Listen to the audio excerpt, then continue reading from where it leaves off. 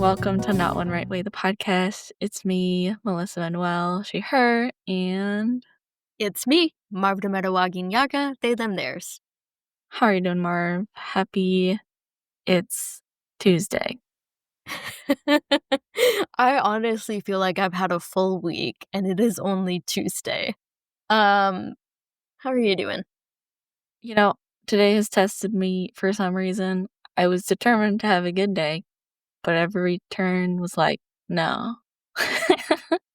For context, I was supposed to start Japanese classes, and then I showed up 30 minutes early, got my textbook, found my classroom. I was really worried about being lost, very directionally challenged.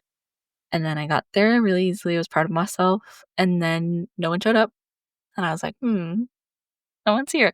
Not a single person, no professor. So I went to the student services center, and someone very kind helped me. And they were like, oh, your class was canceled a week ago. And I was like, oh, that would explain that. And that was just one of the many things that went wrong today. But it's okay. I will try and find a different class to take. It's fine. It'll be okay. You're so brave. I appreciate you sharing that story vulnerably and being honest with yourself and the audience. You know, your directional challenges. Unfortunately, the two of us should not be in charge of a map, unfortunately. So I'm right there with you. I also, first day on the job, I got there 30 minutes early because I was also afraid I would be almost an hour late. Yeah, and I was.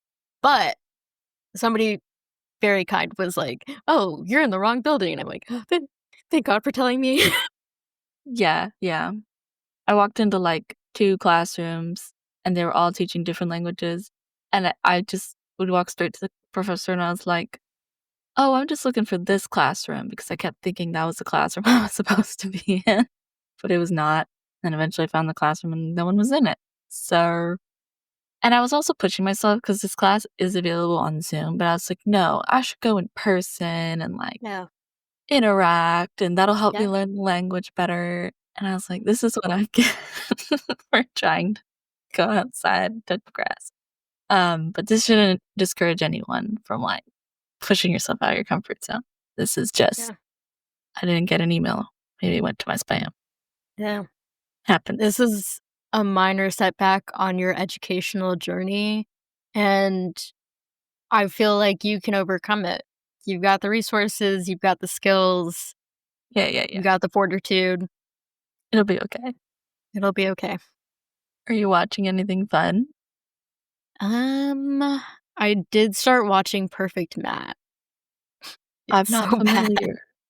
I think I've explained it to you before. It's like a Netflix reality dating show where all the people on it are from other reality shows. Yes, you have explained this before. There's just so many dating shows now. They all blur together.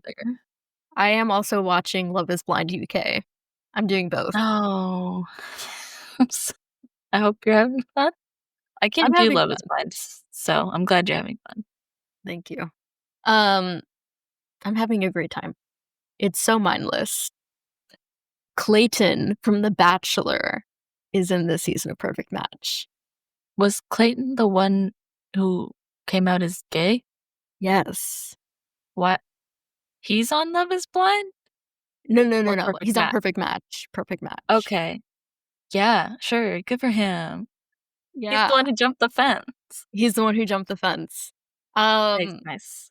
My memory of watching Clayton's season of The Bachelor with you lives so strongly in my mind.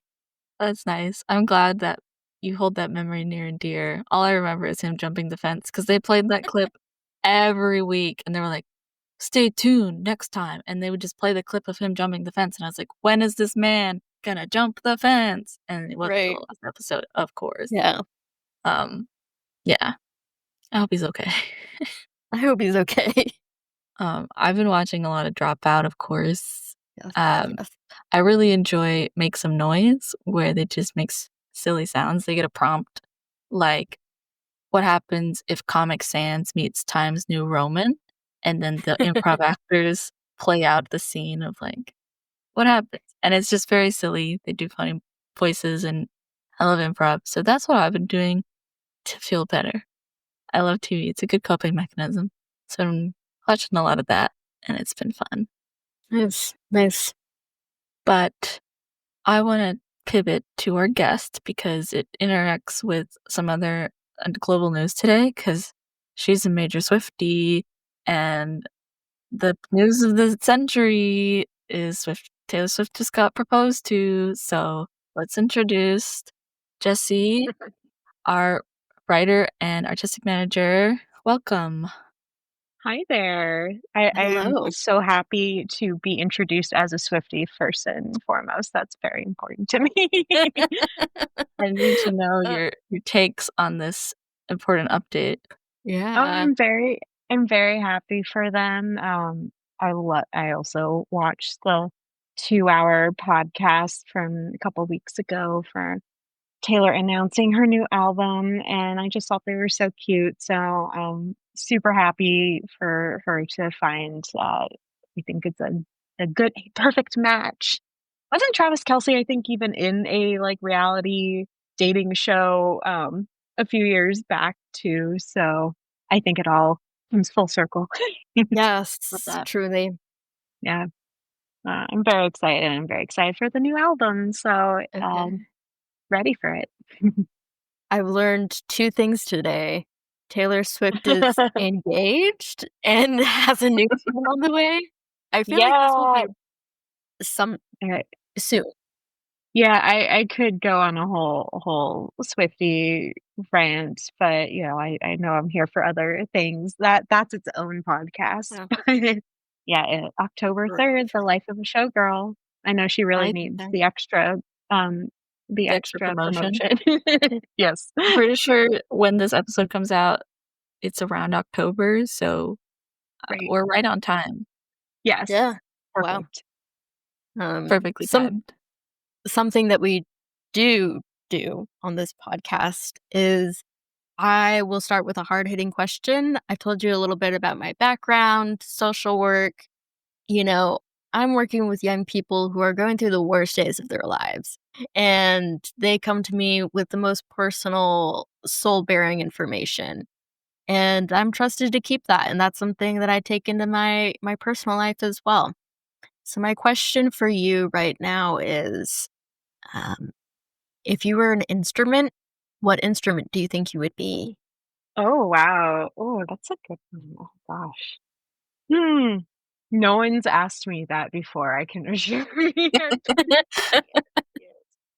Oh, man, I think I would be real, like, triangle, like, ding, like, Mhm. just very enthusiastic, happy to be here, not too complicated and not too, like, you know, just happy to be part of the whole thing. A little ding. That's me. You're Lovely. important. The Yeah, triangles brings it all together. yeah, Yeah. absolutely. I love that. Marv, what instrument would you be? I would be a tuba.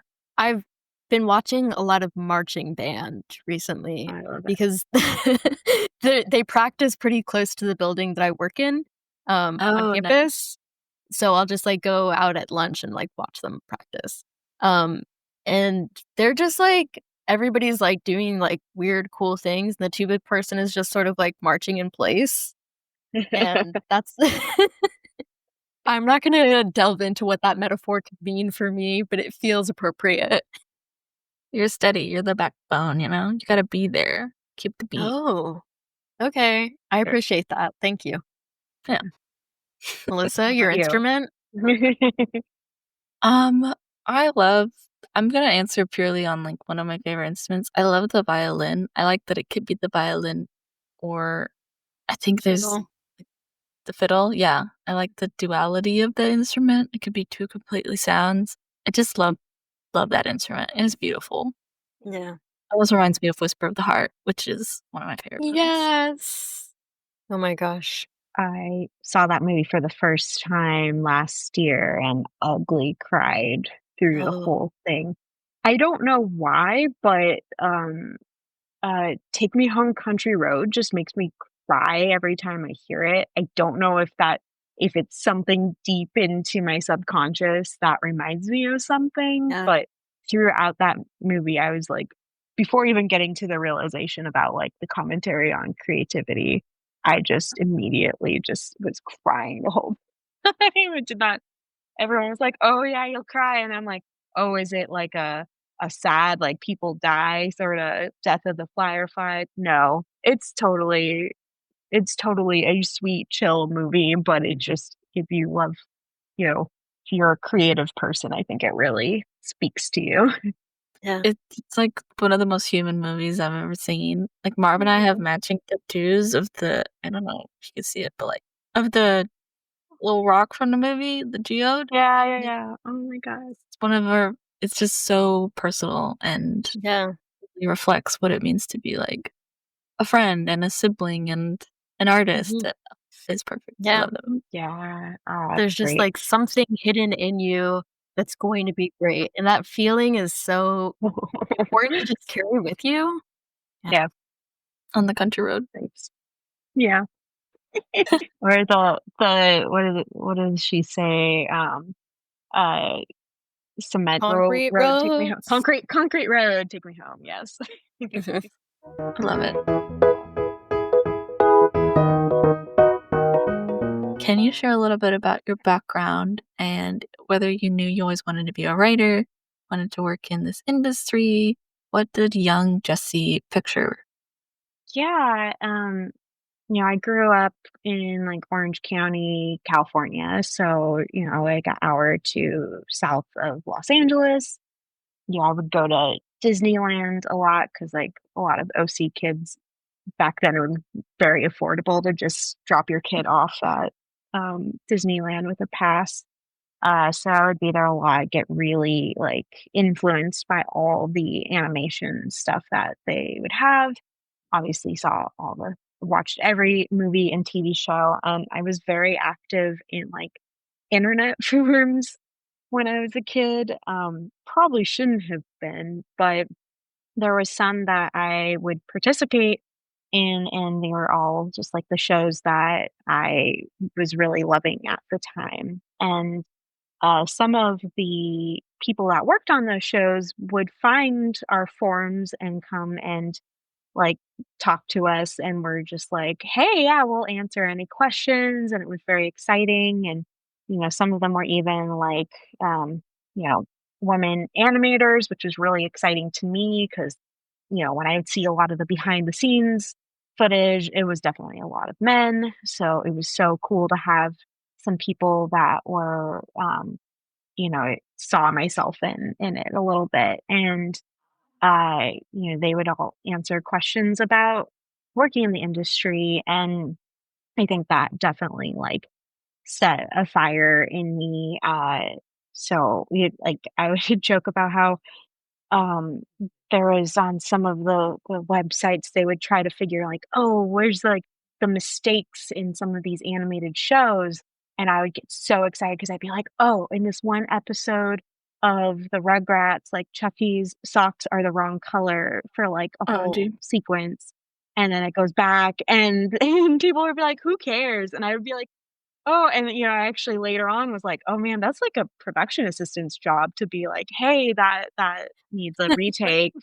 And I didn't realize I was totally training myself to be like a little, production assistant, but I went to art school, and I left early through some drama, but, in that time, I managed to get some internships. I was an intern at Cartoon Network and DreamWorks and just had such an amazing time and realized very quickly, like, oh, I love it here. I love getting to see the behind the scenes of how these things get made.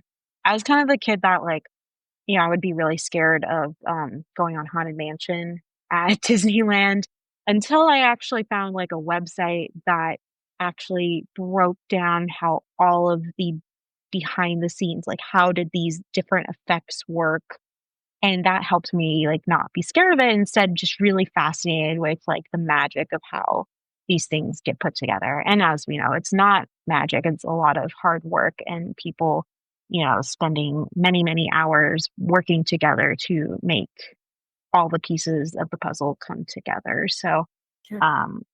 yeah, I just, from there, every chance I got, I managed to find another way into animation, even when things were blocking me, whether it was the school situation or like the time I came into the industry, a lot of the connections I did make through my internships hit dead ends because they were, the show that they were waiting on didn't get greenlit or a movie didn't do well, so they couldn't hire external people to come back in. And so much of it just kind of constantly coming at it from different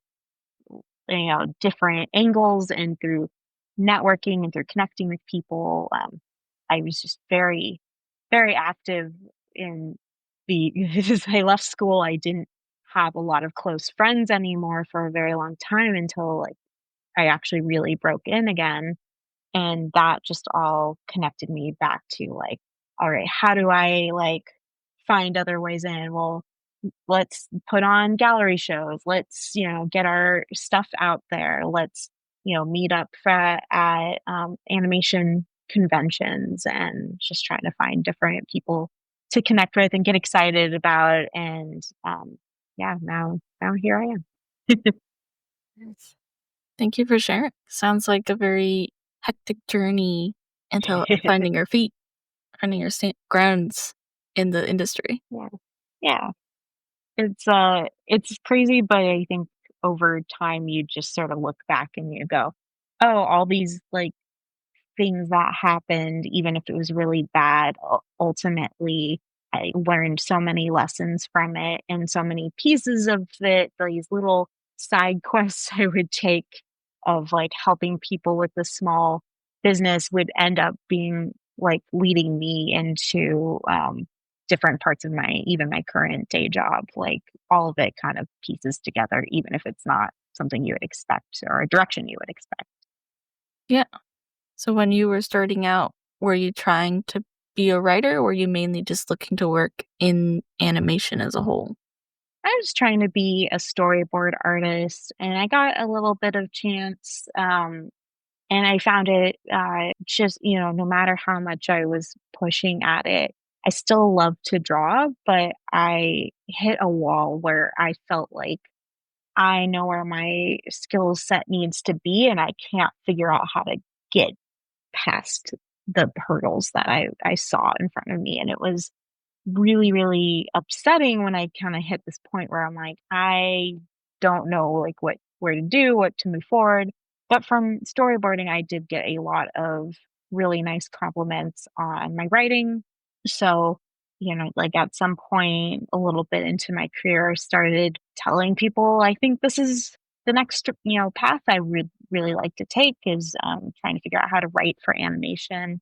And there was just some really kind people that were like, "Yeah, okay, let's you should meet this person, you should talk to this person, you should, write some samples, share them with people."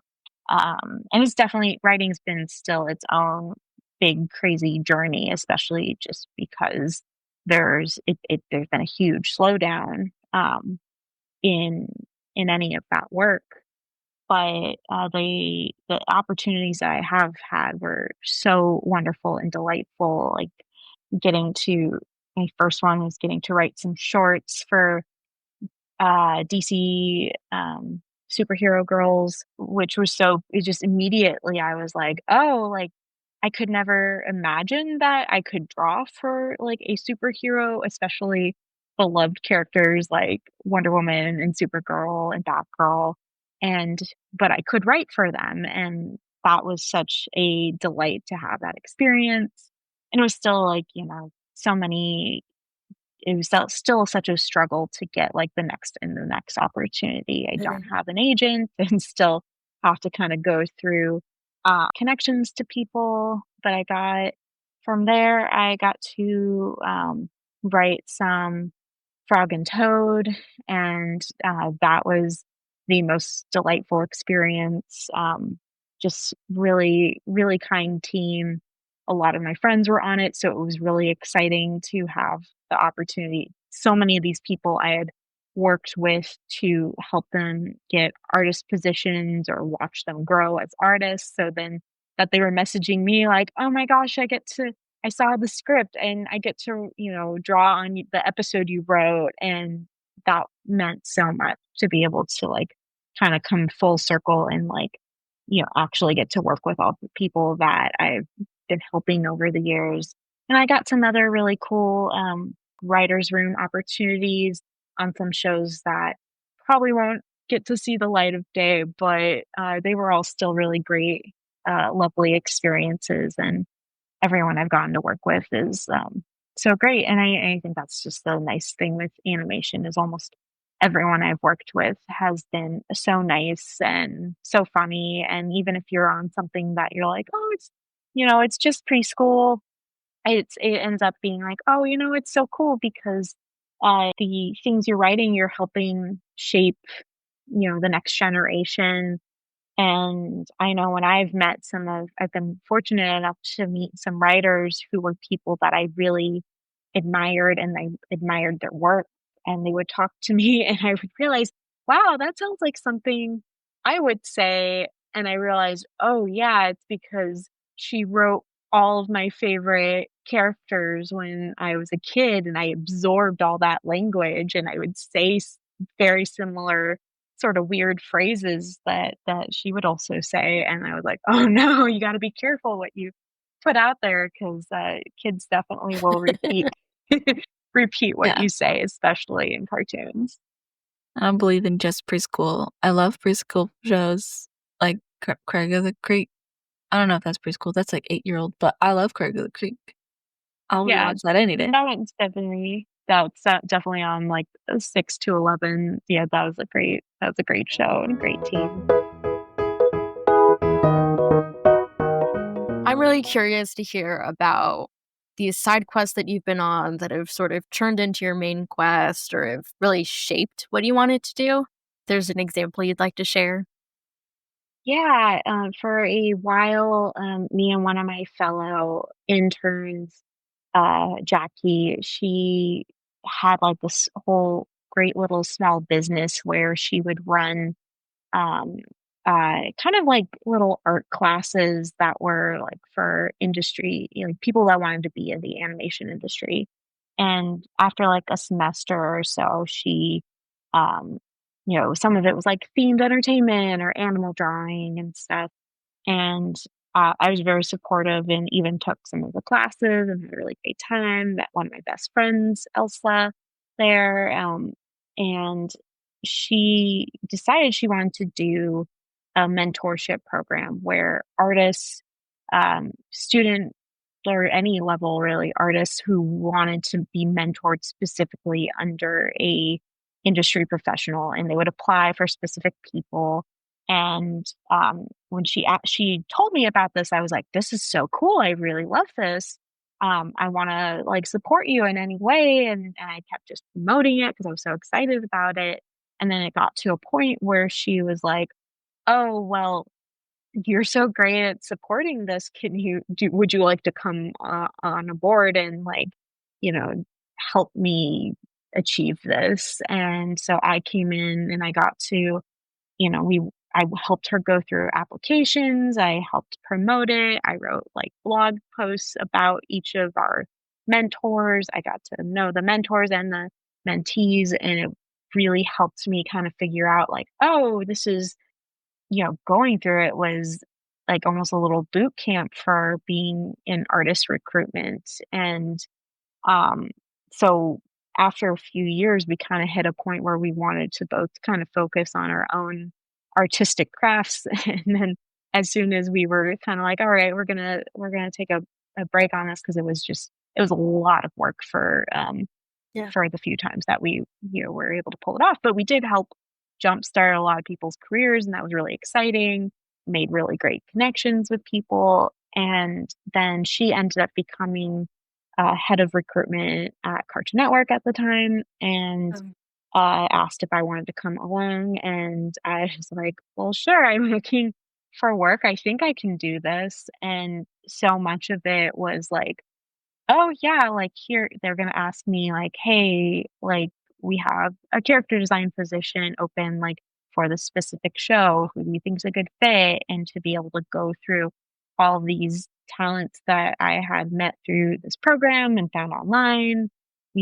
That job also at the time had a lot of, like, I would have monthly gallery shows, and prior to that, I would have, my friend like, I made friends with a girl who owned a little shop in Anaheim that she had would rent out, like, the wall, and I just would be like, "All right, well, we can some of us can't get into these big art museums, so why don't we just do fun themed, events?" And I would collect I learned so much collecting people's, like, art, and there's so many challenges with corralling people, and, we would just do kind of these one night little shows, and, it was so fun and special, and all the things I learned from that ended up coming back into my job. That's definitely, like, the biggest, like, "Oh, wow, yeah, I was just doing gallery shows because wanted me and my friends to have art out there, and then it became part of my job, and I don't do them at the moment, but, that was a really fun, like, lesson to learn, and so many of those people ended up just, like, soaring after that, so it was so cool to just see, like, "Oh, yeah, they were just, like, right out of school and just wanted to be part of the thing, and I thought their art was so cool, and now they're working at all these big name studios, and it's just so fun to see that and to, like, learn from it and just watch people succeed like that is really cool. That's awesome. That's my favorite part of working so far has been seeing people grow because Yeah. I've gotten to work with artists, and my previous job, I got to do some recruiting for some reason. Mhm. They gave me recruiting power, and I was like, "This is crazy." But getting to hire artists and helping them grow and now seeing them off do new things, and it's just like, "I love your art, and I hope you get to continue growing, people seeing their worth." It's just the best feeling in the Yeah. world. It really is. It really is. And just seeing people go from students or interns and now to like showrunners or art directors and uh, just being like, and some have no idea that I might have like recommended them for something, and some of them might know, and everyone's always just, I just have so many kind, gracious people that are like, thank you. And I'm like, hey, right place, right time. But Mhm. ultimately, it's that artist doing all that hard work and really Yeah. putting their passion and soul into it. And eventually, people started to notice. And yeah, it makes it's very exciting. So, can you tell us me and the listener and Marv and everyone a little bit more about what it means to be an artist manager? Is it similar to being an official recruiter? I've never really talked to anyone or seen this title many other places, but it seems like a very fun job from your description so far. But is Yeah, it okay to share a I little bit more about it? I can talk a little bit about it. I try not to dive too much into being a studio representative Yeah. uh, publicly. But I every studio I think handles it a little bit differently. We're trying to, we have the recruitment aspect of it. We are trying to help all of our shows. We're trying to be a point person for artists at our studio to talk to when they have questions or are looking for their next, job opportunity. I'm going to schools and Lightbox and other events as like a representative to answer as many questions as possible, do portfolio reviews, give guidance, trying to give people as accurate representation of like what our studio is about and like how the animation industry works, because I know from my school experience that there was a lot of things that came in to us that were very outdated and change, like the industry changes so much every few years. I love doing that stuff because I feel like it gives me a lot of like time to, I'm always thinking like, what am I going to tell the interns? What am I going to tell the students about all the things that are going on in the industry? And, you know, I don't need to be like toxic positive about it. I try to be fairly realistic, but I also think there's always a lot of like hope and beauty in this industry that I'm always very excited about. And, so I'm always making some adjustments into like how I talk to people to kind of say like, this is what I'm experiencing, how I think the direction things are going. And I don't know everything that's going to happen, but I can kind of at least hopefully give them some guidance and like a direction to go in, or here's a couple of directions, pick one and start exploring it. I'm also doing a lot of things for our studio that are sort of, artist engagement, and sometimes that's like different events to keep people, educated and excited. We'll do screenings for them. My big joy lately has been I gotten to work pretty closely with our Warner archive team. Uh, they have so much beautiful art that they've been storing away and no one gets to see. So we've been trying to do a bunch of events where we have maybe a panel or an expert come and talk, and I try to interview people, and we also have all the art out so people can actually view it and enjoy it, which just has been like the best thing ever. So yeah, artist management, we just kind of come from it in a bunch of different angles and adapt to what the studio needs at the time. So sometimes that is a lean harder and in recruitment spaces, and sometimes that's going to be lean harder in how our, you know, outreach versus internal reach. Yeah, and it's just been really delightful. I've been part of it in so many different ways for about like 8 years right now. That sounds And my husband sounds just like a dropped off of flexible oh, job. my husband just dropped off the roof. Hi. Hi, Ben. Lovely. That's cool. It sounds like you're still putting on galleries then. It lives on in your heart in a new That's form. that is a good point. Putting on the archives is definitely a whole show.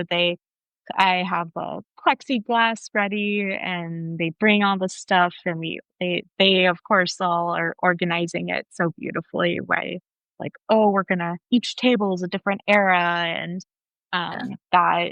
that's just really fun to like. And some of these guys know so much history.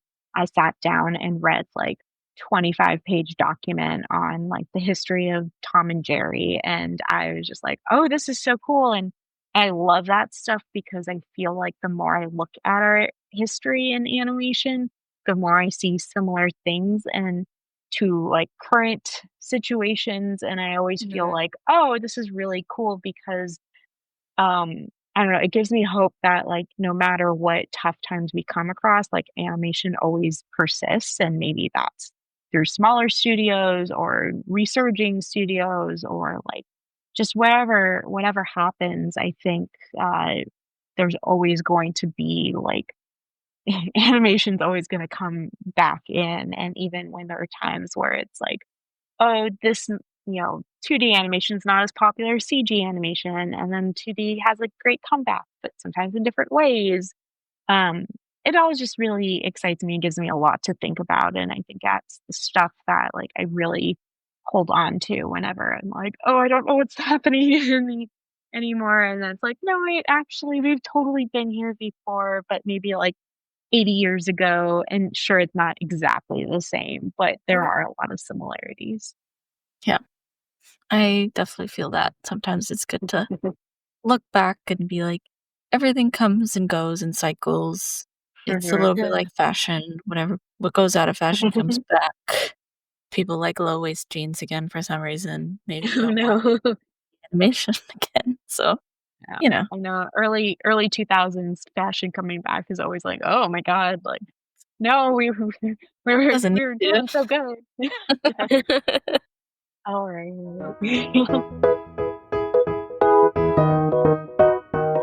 I would love to talk more about you as a creative. There was this really lovely thing on your website that you mentioned that projects in animation featuring Jewish and LGBTQ identities really inspire you. Is there one animated project in particular that first had this type of representation that you could think of? Or Oh and if gosh. that stuff reflects your writing at all? I don't know if there might be some Jewish LGBT animated. Sure, You might not actually, have both, it's but like one I think of, one like I think or the first, like, animated show that I thought that had, like, really great Jewish representation was, like, Molly McGee. I was like, "Yeah, that's oh, really nice." yeah. It was, like, a Jewish holiday, like, Hanukkah episode that I was like, "It's been so long since I've seen something like that." Uh, Yeah, I had a lot of friends that worked on that show, so that was really special, and Uh, I always, of course, go back to, like, the Rugrats, Hanukkah, and Passover specials were uh, so good, and I rewatched them, and they still hold up, like, so well. Um, and that that's always so exciting for me to see any of that because I remember as a kid talking to my parents being like, "Oh, did you ever like, what was your favorite Jewish holiday specials growing up?" And they were like, "There was none." That's very, very recent, and, there's definitely been some more that have, like, popped up. I did get, like, a opportunity that I don't think the show's ever gonna see the light of day, so that was a bit of a bummer, but I did get a opportunity to write some of that, and that was, like, the biggest joy of my life, so I'm hoping at some point it can happen again, but and oh my gosh, I really should think of, some favorite, like, LGBT moments. Obviously, there's so many big ones of Steven Universe and, um, brains coming to a stop. there's so many But LGBTQ ones. I'm trying to think yeah. of ones that have, like, Jewish and LGBTQ at the same time. It might Oh, even be, wow. like, Moon Girl with, Oh, yeah. yeah, I mean, that was probably, like, the perfect intersection with you the were dad. so sweet. Well, that was very special because, my husband is a supervising director and later a co-producer on Moon Girl, and, so that show felt like it was always kind of living in our house while he worked on it because it was also during lockdown, so we were very much Mhm. like all of our business was all, like, up in each other, and I super adored Casey. I know there were, Jewish people on the show that, took and Latinas that took very good care of writing a Jewish Latina, and, that bat mitzvah episode was definitely very special because I my husband was asking me about, like, my own bat mitzvah experience, and I was brought out my giant, like, photo album and was Gotcha. showing him, and we found my dad had converted the VHS, like, filming of the ceremony for so we could watch it, and, I remember thinking, "Man, my speech was so great when I was, like, 13," and I listened to it, I'm like, "Wow, you were such a little brat." But I was very sassy. I made some joke about, like, "Thanks to all my friends for coming, even though you all complained about waking up early." Like, it was very, like, very It was cute and okay. sassy. You had every right to s snap back a little bit in your speech. Oh, yeah. And, um, it was such a yeah, like, that's such a crazy experience not even crazy, but just, like, such an intense experience to go through because you have to learn Hebrew, and you have to go through all of this training, and I was very, very shy back then, and then I took, like, a little theater camp thing over the summer, and I really came out like, broke out of my shell and just in time for my bat mitzvah, so I became a lot more, like, just openly, just openly, like, very a little The bit theater kid louder, in you and broke I was free. so I was so quiet and shy for a very long time, so my family was always just cracking up at how much that little theater experience really, like, helped me, um, get out of my shell. So, yeah, so when they were working on, like, the that bat mitzvah episode, it was ex just very special, and then, of course, like, Casey having her 2 dads was really cool too. I love all of the representation in that show. It was just, like, really cool to see it all happen and then just see it all beautifully animated at at the end of it. I always just laugh at, like, I just love everything my husband works on, but I also not just because, like, oh, yeah, like, I because he's my husband, but because it's just, like, I think they genuinely, like, make some really beautiful shows, and, I just enjoy watching them even though they're supposed to be technically for kids. I love all animation though, so it's not too hard. Yeah, and speaking of your husband, I was curious. My bias here is I followed you on Twitter when Twitter was relevant. So Yeah. I think I started following both of you a long time ago, and I know that you all met on Twitter, I believe.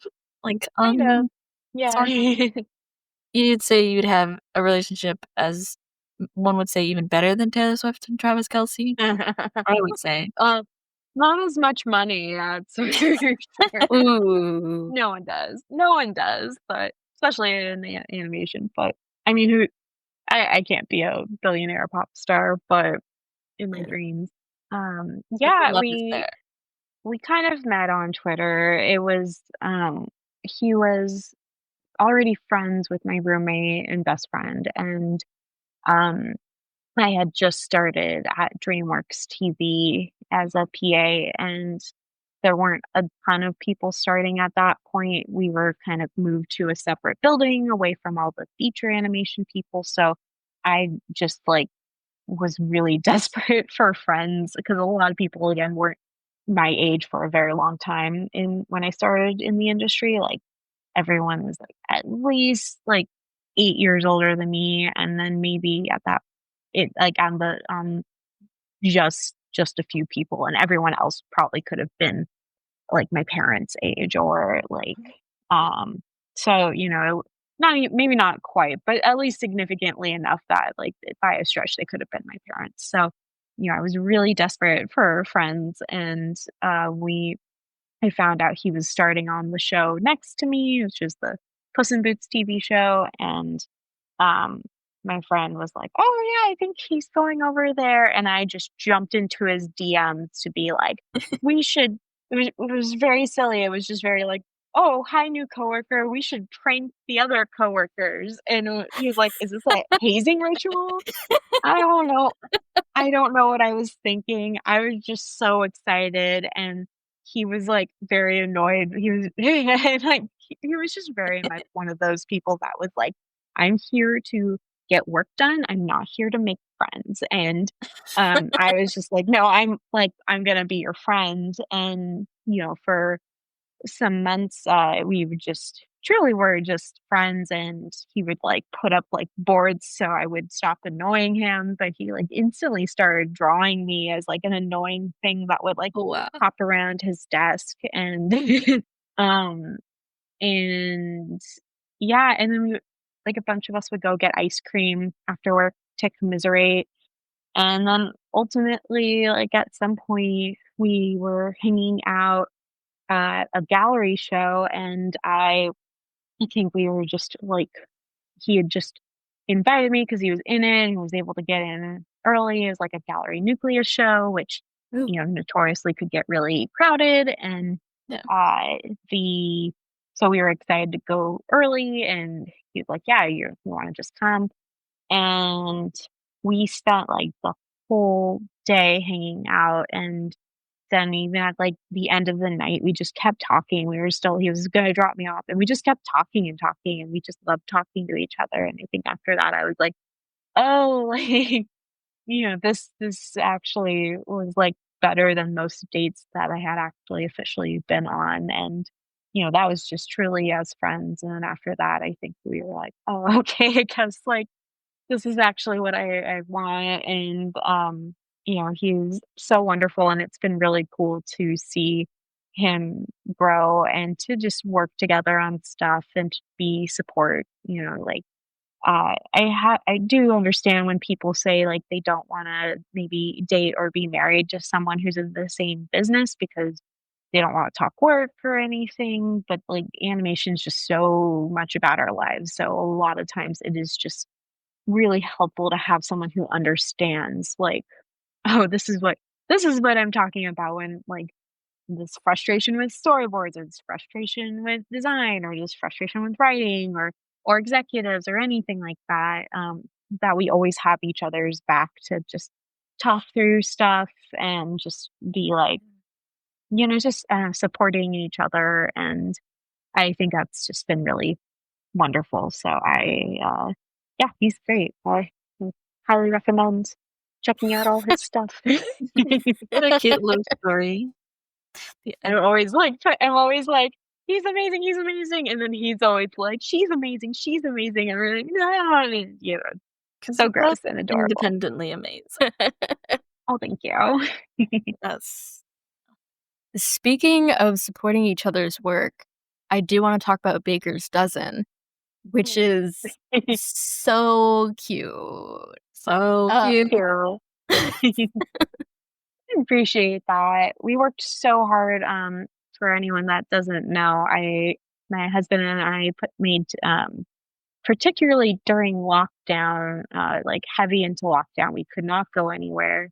I had posted some drawings of some I think some of them were my drawings. I had these characters that are the Baker cousins, and they're loosely based off of my own, like, I'm an only child, I have step siblings, but I was always really close to my, 3 older cousins, and we're all girls, at least on my dad's side, and we're all just really acted as siblings, and we're very close, and so I kinda wanted to do something that was, like, honoring that relationship, and I also was just very much into, pirates and Great British Bake Off, so I really wanted something very fun, to so I put these characters kind of out there. At some point, Ben had commissioned our friend, very talented designer, who's also a board artist,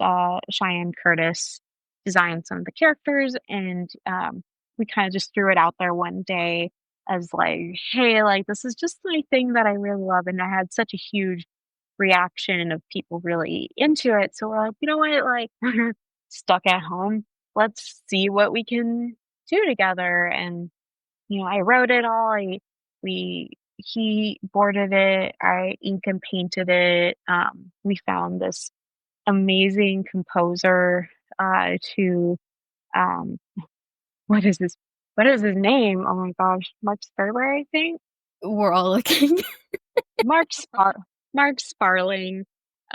He composed the music for this really really sweet indie game called A Short Hike. I love that And game. I love that game so much. I played it, I cried, and then I was like, "Who did this music? It's so beautiful." And then I found out he had like a reach out for composer commissions, and I'm like, "Oh my god." So, we had him, we worked with, I think my friend Matt Doring helped us with some, like, color decisions, and then in the second short, we had storyboarded by Jessica Lynn, who is just insanely talented as well. Um, we were gonna do more, and we really, like, kind of bumped up on, like, like, he started getting busier, I started getting busier, so we were really happy that we at least got the 2, and then, like, there was a couple of, like, little interstitials that we threw together that are, like, some are still on TikTok, some are still on Twitter, which unfortunately I'm just not on anymore. I am on Blue Sky more nowadays, but, Yeah. I it was such a special kind of moment because there was so much, like, terrible stress going on in the world, as there still is, but to have like kind of this nice little outlet where we were trying to work on this together and just go through. Um, the process of trying to make a thing, and it's definitely so hard to figure out how to like direct people with your vision on something. And I learned definitely a lot of lessons from it. And I still want to do more with them someday. Like I like pitched it around and it didn't land, but I was kind of okay with that because ultimately it's such a personal they're such personal characters to me that I Mm. didn't want to see them like locked up in some sort of like never gets to be touched or made again situation. So I was just really happy to be able to like make something and just have like a good experience with it. So it was really fun to work with him. I think his drawings are so funny and incredible in that he could do it kind of as essentially it's an animatic and we colored and we just were like, well, okay, we got to figure this out. We're not going to really do voice acting. We're not going to really do anything extra, not even sound effects. We're just going to have the music play the part of sound effects. And yeah, it was such a nice, like, personal experience. I still love those characters, and I hope at some point I can come back to it in some other way. Nice. Oh, I love them. It speaks to all the things I love, which is pastries and pirates. So Yes. Yeah. so let's it's a fun show, and I'm Thank glad you put you. it into the world. Thank you for sharing. Thank you. Appreciate If that. and if you were to put and write any show or movie with and it would be instantly greenlit, no executives would give any Oh notes, my gosh. etc. Would it be Baker's Dozen? Is it something else? I think so. I think there's so many, I know people get very, like, iffy on reboots or IP things, but there are so many projects out there that I like, "Oh, I love these characters. I would love to, like, work on stuff with them." Yeah. But it would be really special to just instantly be like, "Alright, yeah, here's some money to, like, go make this silly personal, baking, pirate show." I think I actually sent our composer, like, a Spotify playlist of just, like, the Pirates of the Caribbean soundtrack, the Great British Bake Off soundtrack, and and the video game Monkey Island, which was very much, similar to Pirates of the Caribbean, but in video game format if you've ever played it. So, uh, yeah, just mashing together a lot of my favorite things. I think that's so much of this job is like, all right, whatever task you're given, just trying to find like, all right, what's the personal connection that makes me really love this, and whether it's Yeah. finding connection to your like people in your life or things in your life that you love, or just the things that you like, eh, no matter what job that you get, even if you're like, "Oh, I don't know if I'm like really a good match for this," I think you can find a way to really embrace it. Yeah. Definitely. I feel like that has been such a theme in our conversation, hearing you talk about the ways that you've found joy and hope and ultimately success in the work that you've done um, through all these different avenues and creating that personal connection. Yeah, for sure. And so much of animation, I feel like, is just very personal to everyone that's part of it. So whatever you can, like, I think it can be very cathartic to have to like put it out there and then for people to receive it and be like, oh yeah, like completely connect to or relate or just love this silly thing. Yeah. Definitely. And you radiate such a kind and joyous energy with your I think beautiful smile and the bright pink hair. It helps that you have the trolls behind you because they're always so happy. But yeah, I do, painted by Megan Rose Ruse, who is an incredible Viz stuff artist. yes, I saw it and I was like, I know that art. But I do. It's it's crazy because I go to Lightbox every year and I spend so much money on prints, and I'm just like, oh, I have all this art and no frames, so there's just like stacking up. I Don't know where it's all know. gonna go. I think even like one of these is barely framed, and I think we like used like a Velcro. This is the Yeah, wall. However, we're trying to but make work. framing stuff and getting it on the wall. That's hard. Make our own galleries in our homes. Exactly. Honestly, yes. Brings Yeah, me joy. don't look behind me. Don't look behind me. Marv just moved. But You're working on your gal. I promise I have no judgment on it. Sometimes I'm like, "Oh my gosh, all my stuff is so pink," and I do a Zoom call and people are like, "Wow, Beautiful. did you decorate for Valentine's Day and never take it down?" I'm like, No, this is just how it always You're is." my goals. If I ever have an office, that's what I want my office to look like. Oh, thank Beautiful. Like you. I appreciate that. clipboard. Um, yeah, I've, like, stuffed so much. My outfit's a little messy right now, but I've, like, stuffed like, I have, like, kind of just this square of a room, and I've stuffed in so many, like, alright, like, uh, just bookshelves, just like, alright, toys here, vinyl collection here, art books over here. You just kind of Exactly. stuff it all That's my as dream. much as possible. Everything I've ever liked. Not pictured is all the merch I got at Pokemon Worlds last weekend. You Oh, can't see it, amazing. but it's in the room. I got this giant I believe it. Pokemon statue that was so big, I don't know where I'm gonna put. Oh my god. This Yeah, is we got that from Marv, relax. and it's so big. So Since no one can see this, Marv just showed a amazing Snorlax. Is that a statue or a plushie?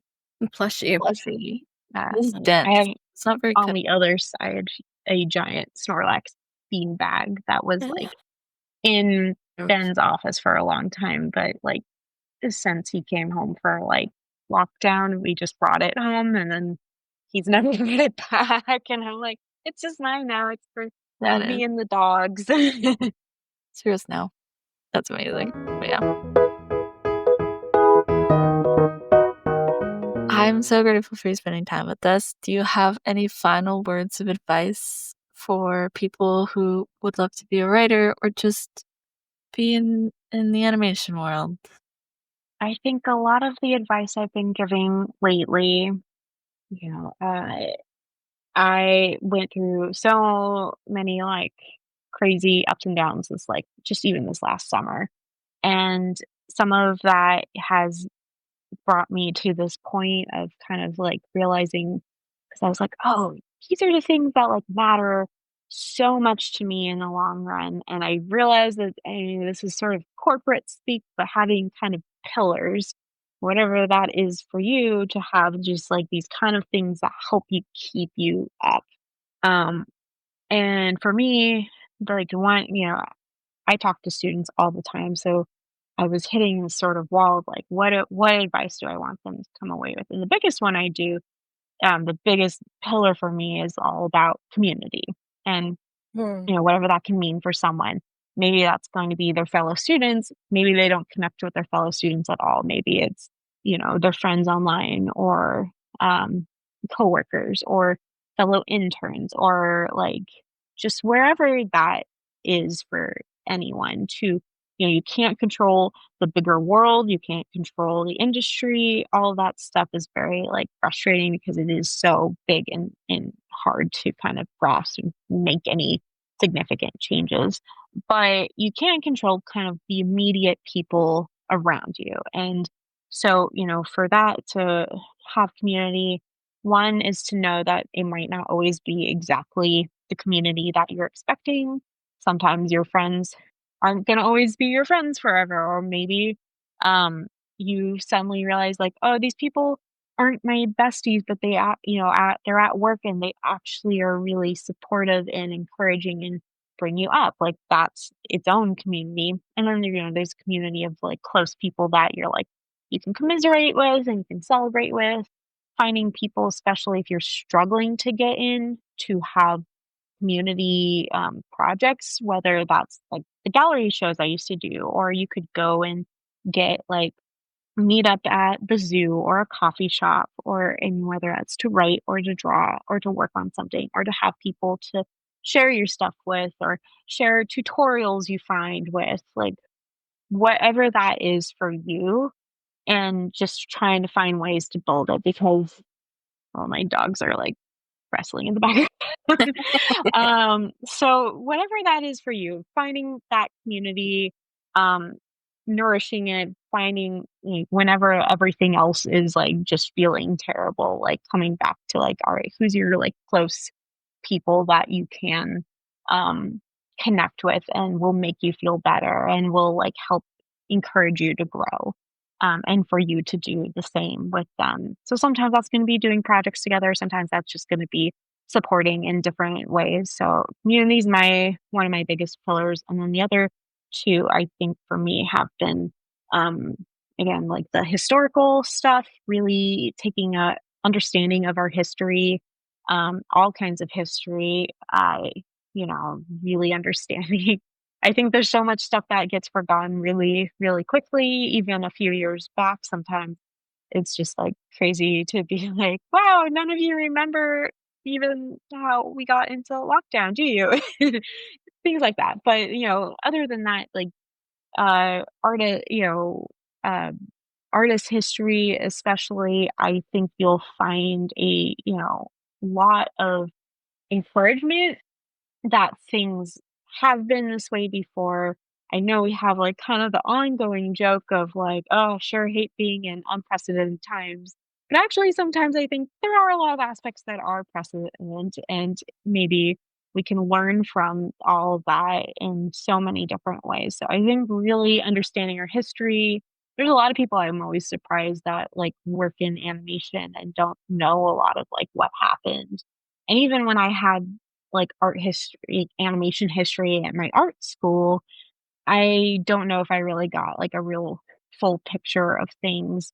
Um, I think sometimes it's also context of the history as well. This is a weird one, but one time I was looking at like Grammy winners, and then there's times where I'm like, oh, it's so funny that like Beatles were really at the same time as Frank Sinatra, and I know that makes sense in, like, a math way, but for some reason, my brain is like, "Oh, yeah, those things coexisted, and I feel like they're different eras, but they really did all happen a lot of the same time," and I think sometimes you can understand that history a lot better when you have the context of, like, these people were all around at the same time, and these studios were around at the same time. These things happened because, we had, like, uh my recent thing was like, oh, it's interesting that like Tom and Jerry was being made at MGM Animation for 17 years, and then they closed it all down. And those guys, Hanna Barbera, obviously went on to the Hanna Barbera Studios, so they ended up creating things like the Flintstones and the Jetsons and the and Scooby-Doo, some, like, huge pillar not to use pillars again, but, like, huge parts of our industry, and so even when some doors close and some things end, new things can come from them, and that can also shape our industry. So many shows, especially primetime animation, really learned so much from those eras and grew from them, and so many of our so you've probably seen so many of our favorite shows have people being like, "Oh, yeah, these ones, like, inspired me so much as a kid, and that's why I created this show." So I think, okay, community, history, and then my last one is, like, the future and, um, to really be curious. I guess it's a future and curiosity, to really be curious, to not be afraid of things. I used to be very scared of a lot of aspects of the future. And I think for me, it's just like trying to do as much research and question things and poke at things and prod things and ask experts and ask people and not just have like the same like closed off, like I know exactly what like I think a lot of us kind of will be in a bit of an animation bubble that we will just talk exclusively to people who do similar jobs as us. That's why it's great you guys have this podcast so that people can learn from all different aspects and different people of different jobs. And the more people I talk to, the more I really have a better understanding of the bigger workings of how this industry works. It's great to talk to your artists and your directors and even your showrunners but also getting a perspective of how production works or how our executives work.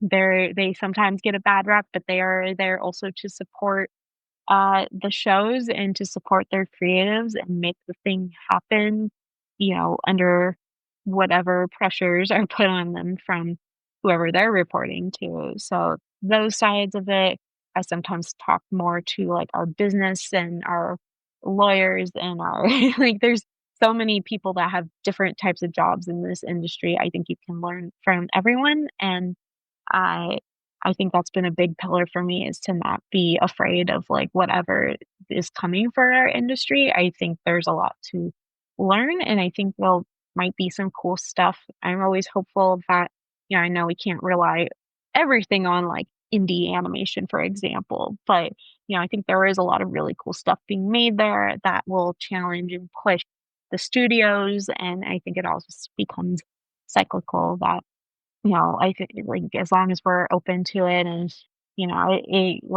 there might be hard times ahead, but I think it's all very exciting when you, like, step back and go, like, "Oh, there's a lot of interesting potential and a lot of different directions things could go in." A lot of people are excited more about adult or YA or like K-pop Demon Hunters and like that's not stuff that would have been possible even a few years ago. So, kind of waiting to see like do these become new directions that animation, particularly American animation, since that's where I work, that those can be direct. Yeah, obviously, like other aspects of animation, like Japanese anime, I'll have a lot of aspects of animation that we don't necessarily have traditionally. So it is very exciting to hope that maybe we can be doing some new, cool, exciting things. That's always my hope. Those are my pillars. And I think for everyone, I would hope that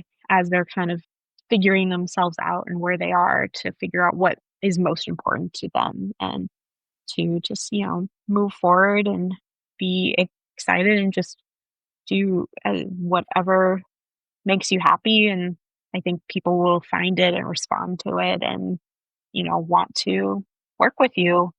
That's my hope at least. Thank you. I feel like I should clap. Like, those Yeah. are beautiful pillars. Oh, thank you. Round of applause. Yeah. Thank you Yeah, for it sharing helps that that. I talk to students a lot, so I do have Yeah. to always think about, I was like, gonna say, what do I Marv, write that down, and then when you talk to students at work, when they ask you these questions, you can share this advice, quote Jessie. Yeah. want? Yeah. Thank you. I was thinking about that. I was like, that'd be a pretty good, like, value identifying workshop. Like, you have the imagery of a pillar and, like, maybe supports and stuff like that. Like, I'm creating Yeah. worksheets in my mind and workshops for students. Oh, I You love could cite that. it from We talk a lot from about that. Jessie on the at the bottom. Yeah, I think we talk a lot about that and feel like in corporate, like studio stuff when like production and corporate employees will talk about like trying to figure out like what's the things that really matter to them. And I think that helps you get through the tough times, honestly. Truly, truly. Yeah. Yeah, that was amazing. I think that's really helpful because the last time I went to Lightbox, I talked to so many students, especially the point about, like, there's other jobs Mhm. was something I would say a lot to them. It's like, because so many of them wanna be storyboard artists or showrunners or concept artists, and I'm like, "You could be a 3D modeler, you could be a rigger, you could be" there's so many like, a VFX artist, like, there's so many other departments that I just think they're not fully aware of that are still creative and they could still Absolutely. be doing what they love, but Yeah, opening up the world for them is really absolutely. helpful, which is, again, why I love doing this podcast Yeah, because I like absolutely. sharing that information. Excuse me, I just hiccup. um, yeah, no, I definitely agree that like just the more like I go to Lightbox and I'm always so overwhelmed because I'm, recruitment in a booth and a lot of people I think come to me and are like, "Oh my god, like everything hinges on my meeting this recruiter," and I'm just like, "Oh my god, I am meeting thousands of people and I'm trying to hold on to every little bit of conversation, but I simply can't place every single person, and that's okay." you can't just go to Lightbox just for like, I gotta meet the recruiters or anything. You do also go for connecting to the other artists and the other students and learning what other aspects of this industry there are. And even if you can't afford to go into Lightbox, I'm just always like, just hang out outside and like It's true. meet up some friends and be like, let's go get like pho after this. And Yeah. so many people are like, "Oh, I wanna spend time with you, Jessie," and I'm like, I have to go into, like, vocal rest. I have to go, like, be put in a corner where I'm just drinking hot soup for the rest of the night, and unfortunately, that's just where I'm at this point because Right. it's all of my job, and it's very, like, all of my energy goes into those, like, 8 hours or so that I'm, Right. at the booth, so, I definitely recommend, like, yeah, of course, go talk to all of the studios and as many people as possible, but also remembering it's, like, not just about talking to us because can throw stuff at us. Some of it I will stick, but ultimately, we're just trying to give you guys as much advice as possible. But you got to go and find the further connections. Those are probably the people that are going to be your first foot in the door. The next person that's going to think of you directly when they're like, "Yeah, I have this position open," and like, "Oh, you know what? I met this person, and their stuff is totally going to be a great fit."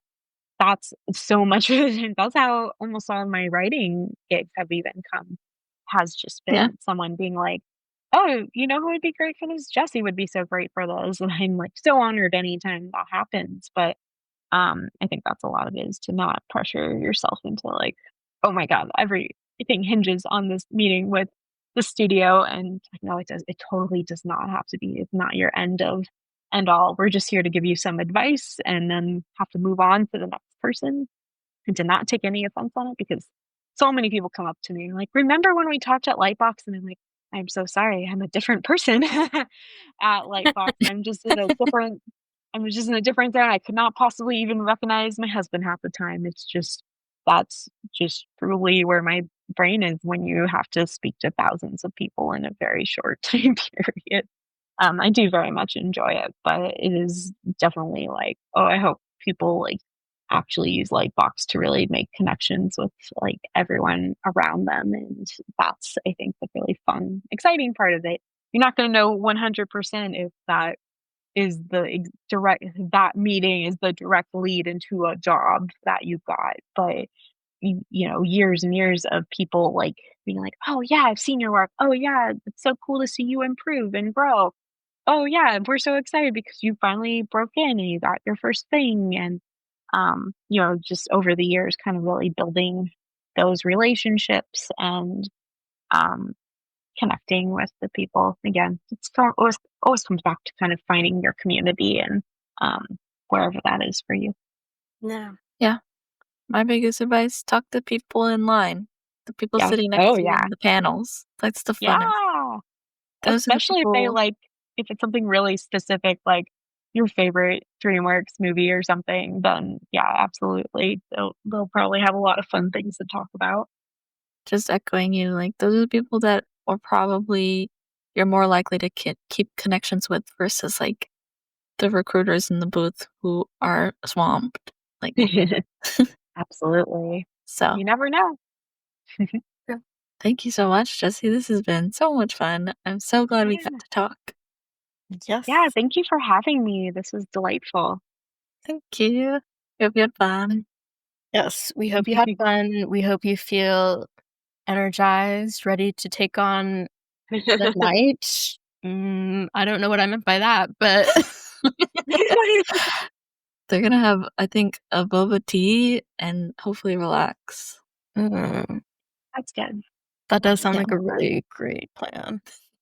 and I'm looking at the calendar. This episode comes out November 10th, which means I will be married. Congratulations. That's right. Yeah, That's like right before my birthday, so that's very exciting. yeah. Nice. I get married November 9th, so this is lovely. You're my wedding Congratulations. episode. the same day how Taylor fun. Swift announces her engagement. It's all meant to be. Oh, man. I will have so many opinions by then, and that's actually right in between. Ben's birthday is November 7th, and my birthday is the 14th, so, Oh, cute. we'll be right in the middle. I love that. Awesome. Well, thank you so much, Jessie. Yeah, thank you. That was our conversation with Jessie. I feel full of joy and hope. I feel like the future of animation, which I'm not invested in, except that I What? know a lot of people in what? You're not personally invested in the animation industry? That's crazy. I feel like at this point you should be a little bit. I feel like at this point, I don't know, maybe they'll give me like a partial membership card. Like, you've got an in, but you're not in, you know? I mean, like, you're not working in it or looking to work in it, but you should be invested for my sake. No? That's super fair. That's super fair. I'm realizing now I don't know how investments work. No further. Um, Business. That's how stonks. business work. Yeah. Stonks go up, stonks go down, turnips, money. Yeah. Anyway, Jessie was Yeah. great. So much wisdom to share. What a lovely, kind person. Truly. Thank you so much for coming on the podcast. What's one takeaway from this conversation you will carry forward? Ooh. Like I said, I think the pillars conceptually works for me. I think just saying like value identification is just like, and it doesn't connect strongly to an image. And so I think that's something I'll use going forward. Yeah. Nice. Yeah. I think what I'll carry forward is the idea of hope that she uses, because it is something that I'm constantly looking for when I'm afraid of the state of everything, because it all feels kind of scary and bad sometimes. But using history is something that I think I could use and lean on more, because I have been learning a little bit more about history with Allison's production class, but also like reflecting on like the patterns. That was actually really helpful. So her ideas of hope for the industry, I'll carry that. Nice. So thank you, Nice. Jessie. Thank you, Jessie. And everyone should check out Big Girls Dozen It on YouTube, because it's very cute. Very tired now. Can you believe when people are listening to this, I'll be married? That's crazy. Like, I knew logically that, like, this would be coming out early November and that you're getting married early November, but I didn't the two concepts were not connecting in my brain. Yep. It's that time. It's getting there. The walls closing in. Wedding planning. But, like, I also won't have to wedding plan anymore, which is also great. So, win-win. Win-win-win. Win-win. It'll have happened, and almost everything will have gone smoothly, because you have to add room for buffer. Something probably will have gone wrong. And that's okay. That's just how it goes. Yeah.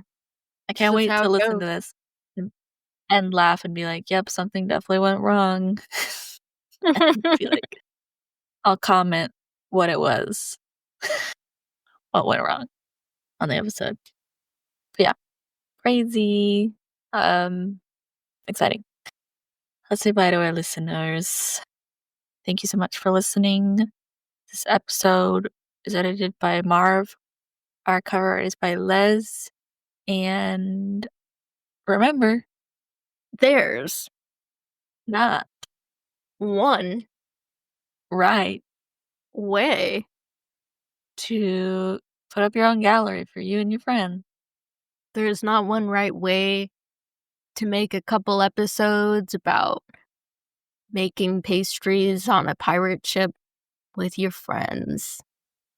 There's not one right way to get into the industry, struggle for a bit, but then find your footing by connecting with your community.